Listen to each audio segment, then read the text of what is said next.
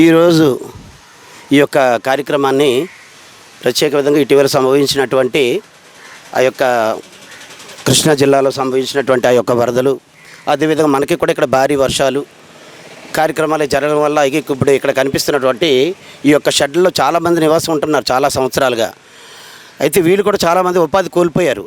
అలాంటి వాళ్ళందరూ కూడా కొంత స్థానికంగా ఉన్నటువంటి పెద్దలందరూ కూడా సేకరించి ఇక్కడ దగ్గరలో ఉన్నటువంటి సచివాలయంలో పెట్టి వీళ్ళందరికీ కూడా సపర్యలు చేయడం అవన్నీ జరిగినాయి.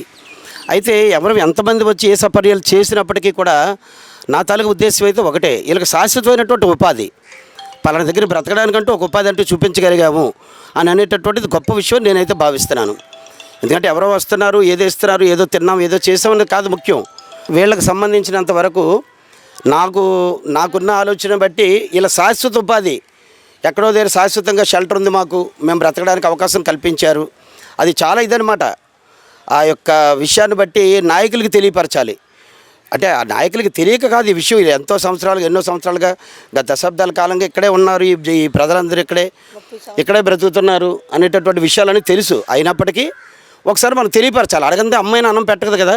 కాబట్టి మన గౌరవనీయులు ఎమ్మెల్యే గారు అయినటువంటి మన తూర్పు నియోజకవర్గ శాసనసభ్యులు ఎమ్మెల్యే వెలపూడి రామకృష్ణబాబు గారికి, అదేవిధంగా మన పార్లమెంట్ సభ్యులైనటువంటి భరత్ గారికి తెలియపరిచి, అయ్యా ఇలా ఉంది ఈ బాధ, దయచేసి వీళ్ళ పరంగా ఈ విషయంలో కూడా సహాయపడతాడు మా కోరిక అని చెప్పి అడగాలంటటువంటి ఉద్దేశంతో, అదేవిధంగా ఏదో ఇక్కడ ఉన్నటువంటి అంటే ప్రజలు కూడా ఏదో వస్తుందంటే ఆశ కాబట్టి ఇంకా కావాలి ఎక్కువ మంది పెరిగిపోతున్నారు. అలా కాకుండా సరైనటువంటి నిజంగా ఎంతమంది అయితే కరెక్ట్గా ఉన్నారో అటువంటి వాళ్ళని నిన్న సర్వే చేసాం.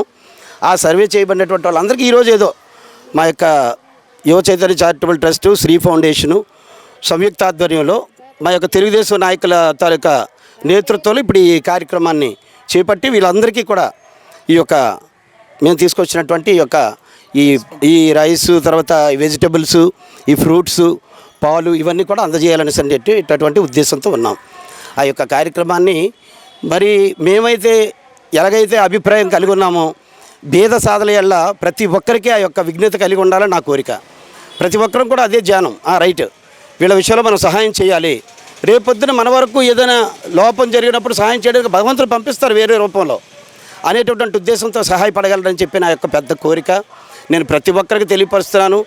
ఇంతవరకు కూడా వీళ్ళకి ఆ యొక్క సమయం నుండి ఇప్పటి వరకు సేవలు అందించినటువంటి సహాయపడినటువంటి ప్రతి ఒక్కరిని కూడా నేను అభినందిస్తున్నాను. వాళ్ళందరికీ కూడా వాళ్ళు చేసినటువంటి సేవలను వాళ్ళ ప్రభు దీవించాలి. ఆ భగవంతుడి దీవుల ద్వారా వాళ్ళు మరిన్ని విస్తృతంగా సేవలు చేసేటటువంటి అవకాశాన్ని ఇవ్వాలని నేను కోరుకుంటున్నాను. వీళ్ళందరూ కూడా వీళ్ళకి కోరిక నిన్న మొన్నటి వరకు మనమైతే అడగడం ప్రభుత్వాన్ని అడుగుతాం, ఈ చుట్టుపక్కల ఎక్కడైనా వీళ్ళకి ఏదైనా అవకాశం కల్పించండి బ్రతకడానికని. కానీ ఇక్కడ వీళ్ళు మాత్రం ఒక నిర్ణయంతో ఉన్నారు, బాబు మాకు ఇల్లు అంటూ ఇస్తే అది అడవిలో ఇచ్చినా మేము వెళ్ళిపోతాం బాబు, అది దూరమా భారమా మేము ఆలోచించాం, మాకు దయచేసి ఇల్లు ఇప్పించండి అనేటటువంటి మాట మీద ఉన్నారు ఈ ప్రజలందరూ. దయచేసి వాళ్ళ కోరికను కూడా నాయకులుగా వాళ్ళు పెద్ద మనసుతో మన్నిస్తారని, మన్నించి తప్పక ఈ యొక్క విషయానికి తగినటువంటి పరిష్కారాన్ని ఏర్పాటు చేస్తారని, సరి అయినటువంటి అర్హులైనటువంటి లబ్ధిదారుల్ని గుర్తించి ప్రభుత్వ వారు తప్పక ఇక్కడ ఉన్నటువంటి వీరందరికీ కూడా సహాయాన్ని అందించడానికి ముందుకు వస్తారని చెప్పి ఈ సభాముఖంగా ఇంతటితో సెలవు తీసుకుంటున్నాను.